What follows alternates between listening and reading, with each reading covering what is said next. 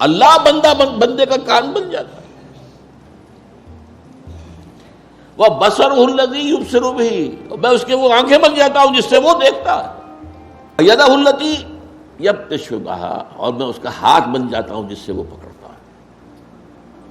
وہ رجلہ التی یمشی بہا، اور اس کے پاؤں بن جاتا ہوں جس سے وہ چلتا ہے. اللہ اکبر.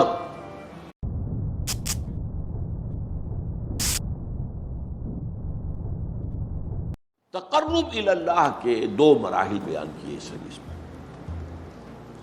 فرمایا وَمَا تَقَرَّبَ إِلَيَّ عَبْدِي بِشَيْءٍ أَحَبَّ إِلَيَّ مِمَّا افْتَرَضْتُهُ عَلَيْهِ. میرا بندہ جب میرا قرب حاصل کرنے کی کوشش کرتا، تقرب جو ہے باب تفاعل ہے، محنت سے کوئی کام کرنا، کوئی چیز حاصل کرنا محنت کے ساتھ. تقرب تعلم علم حاصل کرنا محنت کے ساتھ، مسلسل پہم جد و جہد کے ساتھ. من تقرب الی عبدی ما تقرب الی عبدی بشیء احب الی مما افترضته علیہ. میرا بندہ جب میرا قرب حاصل کرتا ہے تو جن چیزوں سے حاصل کرتا ہے ان میں مجھے محبوب ترین وہ ہیں کہ جو میں نے اس پر فرض کر دی. اس کے برعکس وما یزال عبدی یتقرب الی بالنوافل، اور نہیں ہوتا یہ کہ میرا بندہ میرا قرب حاصل کر رہا ہو نوافل کے ذریعے سے، یہاں تک کہ ایک مقام آ جاتا حتی احبہ، کہ میں اس سے محبت کرنے لگتا ہوں. فکنت سمعہ الذی یسمع بہ، پھر میں اس کے کان بن جاتا ہوں جن سے وہ سنتا ہے. اب دیکھیے یہاں میں نے کہا تھا ہوشیار کے رہبر دبے تیغست قدم را، ہوشیار ہو جائیے. اب ایسا پل صراط کا مقام آ گیا ہے کہ ذرا ادھر سے ادھر ہوئے تو معاملہ خراب ہو جائے. اللہ بندے کا کان بن جاتا ہے. وہ بصرہ الذی یبصر بہ، میں اس کے وہ آنکھیں بن جاتا ہوں جس سے وہ دیکھتا ہے. اللہ اکبر. کیا مطلب ہے اس کا؟ کون سمجھے گا؟ وَيَدَهُ الَّتِي يَبْطِشُ بِهَا، اور میں اس کا ہاتھ بن جاتا ہوں جس سے وہ پکڑتا ہے. وَرِجْلَهُ الَّتِي يَمْشِي بِهَا، اور اس کے پاؤں بن جاتا ہوں جس سے وہ چلتا ہے. اللہ اکبر. اللہ بندے کے پاؤں بن جاتا ہے. یہ کون سا مقام ہے؟ اب ان دونوں میں بلند تر کون سا مقام ہے؟ دیکھیے یہاں بھی وہی بات آئے گی. میں نے عرض کیا ہے کئی دفعہ، جہاد کے 3 مراحل ہیں: نفس کے خلاف جہاد، باطل نظریات کے خلاف جہاد، اور نظام باطل کے خلاف جہاد. سب سے اونچا کون سا ہے؟ نظام باطل کے خلاف جہاد. اہم ترین کون سا ہے؟ نفس کے خلاف جہاد. ای الجہاد افضل، افضل ترین جہاد وہ ہے نچلا والا، پہلی منزل کا. اس لیے کہ پہلی منزل ہوگی تو دوسری بنے گی، دوسری ہوگی تو تیسری بنے گی. اسی طرح یہاں پر بھی وہی. اب اس کو فوری کنٹراسٹ کہیے، تضاد نہیں، لیکن یہ کہ فوری طور پر ایک کنٹراسٹ تھا سامنے آتا.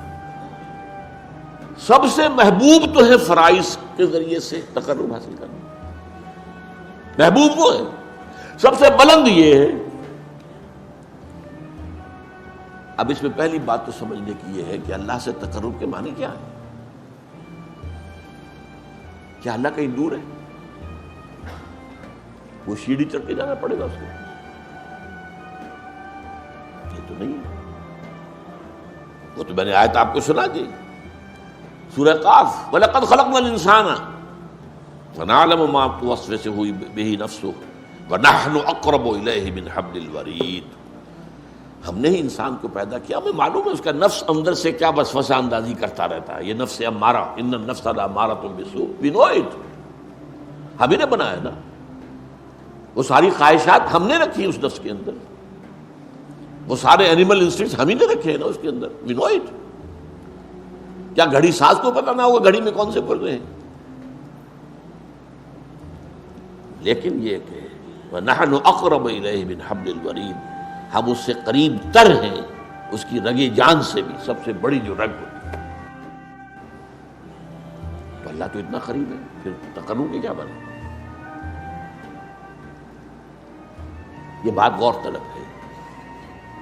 اللہ قریب ہے، ہم دور ہیں. بہت پیارے اشعار ہیں. کرا جوئی چرا در پیچ و تابی کہ او پیداست تو زیر نقابی. کسے ڈھونڈ رہے ہو بھائی آ کر یہاں جنگل کی گپھاؤں میں اور غاروں میں اور پہاڑوں کی چوٹیوں پر؟ کسے ڈھونڈ رہے ہو؟ یہ پیچ و تاب کیا ہے تمہارے اندر؟ یہ فلسفہ اور یہ عقل اور اس کے گھوڑے دوڑا رہے ہیں ذات و صفات باری تعالیٰ کے بارے میں. یہ پیچ و تاب. اسی کشمکش میں گزری میری زندگی کی راتیں، کبھی سوز و ساز رومی، کبھی پیچ و تاب رازی. یہ پیچ و تاب. اقبال نے اس حرف پیچا پیچ کہا ہے. فلسفہ، منطق. کرا جوئی چرا در پیچ و تابی، کرا کہرا چرا چہرا.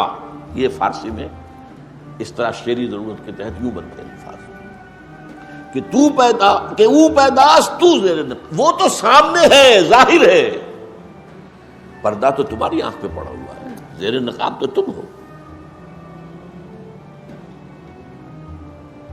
یہی وجہ ہے جنہیں عام طور پہ داتا بخش کیا دیا جاتا ہے. شیخ عثمان بن علی الجلابی ثم حجویری ثم لاہوری، ان کی کتاب یہ تصوف کی بالکل ابتدائی کتابوں میں سے ہے. کشف المحجوب بالکل ابتدائی، امہات الکتب میں سے تصوف. نام کیا ہے؟ کشف المحجوب. حجاب میں ہم آئے ہوئے ہیں، وہ تو ہے، ہر جگہ ہے. وہ معکم اینما کنتم، تم جہاں بھی ہوتے ہو تمہارے ساتھ ہوتا ہے. اب یہ پھر بڑا خطرناک مسئلہ، اس پہ بڑی بحثیں. کیا اللہ یہاں ہے؟ وہ تو کہہ رہا جہاں بھی تم ہوتے ہو میں ہوتا ہوں. اب اس میں ایک تعویل کی گئی، صفاتی طور پر ہوتا ہے کہ وہ ہماری ہر بات کو دیکھ رہا ہے، وہ کہیں دور بیٹھا ہوا. یہ ایک خاص تصور ہے جو اکثر کم سے کم جو بھی ذہن و فکر کی کوئی اونچی سطح رکھتے ہوں وہ اس کو قبول کرنے کو تیار نہیں. اللہ کسی جگہ پر محدود ہے نہیں. کیسے ہمارے ساتھ نہیں جانتے. اس میں یہ ہے اصل میں جو بچانے والا راستہ ہے. اللہ دیکھتا ہے، کیسے دیکھتا ہے ہم نہیں جانتے. کیا اس کی آنکھیں اس طرح کی ہیں؟ کیا اسے بھی دیکھنے کے لیے روشنی کی ضرورت ہوتی ہے؟ بہت سے جانور ہمیں معلوم ہے جو بغیر روشنی کے دیکھتے. اللہ کیسے دیکھتا ہم نہیں جانتے. وہ سنتا ہے، یہ جانتے ہیں ہم. کیسے سنتا ہم نہیں جانتے. وہ ہمارے ساتھ ہے، اس میں کوئی شک نہیں. کیسے ہے یہ ہم نہیں جانتے. اس کیسے کی کھود قرید میں جب پڑے تو وحدت الوجود نکل آیا، وحدت الشہود نکل آیا، وہ فلسفے بڑے بڑے نکل آئے، وہ عقل و خرد کی بڑی اونچی منزلوں پر جا کر آدمی کی کچھ سمجھ میں تو آ سکتے ہیں، ورنہ اسی میں کفر ہے. اس کا ہر چیز اللہ ہے اس کا مطلب ہے. اس میں سے وہی پھر ہماؤس نکل آیا. یہ سارے فلسفے انسانوں نے اسی سوچ میں تو نکالے ہیں. لیکن یہ کہ میں نے کہا تھا نا کہ ہوشدار کے رہ بردب تیغست قدم راہ. تو اس اعتبار سے تقرب کا مفہوم کیا ہے کہ اللہ کی طرف باطنی طور پر بڑھنا، اور بڑھنے کے لیے کہیں دور جانے کی ضرورت نہیں ہے، اپنے ہی اندر. وہ جو میں نے بارہا آپ کو سنایا ہے شعر عبد القادر بیدل کا، ستم است گر ہوست کشد کے بسیر سر و تمندرا، تجھے اونچا کم نہ دمی دئی در دل کشا بچمن درا. بڑے ستم کی بات ہے کہ تمہاری خواہش نفس تمہیں کہے چلو بھائی ذرا باغ میں جا کے دیکھو، سر و سمن کی سیر کرو، دیکھو کیسے اچھے اچھے پھول ہیں، کیسا سبزہ ہے. ارے تم خود گنچے سے کم دمکتے ہوئے نہیں ہو، تم تو اللہ کی تخلیق کا کلائمیکس ہو. ذرا کبھی اپنے دل کے دروازے کھولو، اندر کا جو باغ ہے کبھی اس میں داخل ہو کر سیر کرو کہ اپنے من میں ڈوب کر پا جا سراغ زندگی. تو وہ تو ہے، وہ کہیں دور نہیں ہے. تم جو ہے اس کی طرف متوجہ نہیں ہو. تمہاری ساری توجہ جو ہے دنیا کی طرف ہے، تمہاری ساری بھاگ دوڑ دنیا کے لیے، تمہاری ساری سوچ بچار دنیا کے لیے، تم اس کی طرف متوجہ نہیں ہوتے۔ ہم تو مائل بکرم ہیں، کوئی سائل ہی نہیں، راہ دکھلائیں کسے، رہنم منزل ہی نہیں۔ یہ جو حدیث میں آتا ہے کہ رات کے آخری حصے میں اللہ سمائے دنیا تک اتر آتا ہے، کیسے اتر آتا ہے یہ ہم نہیں جانتے۔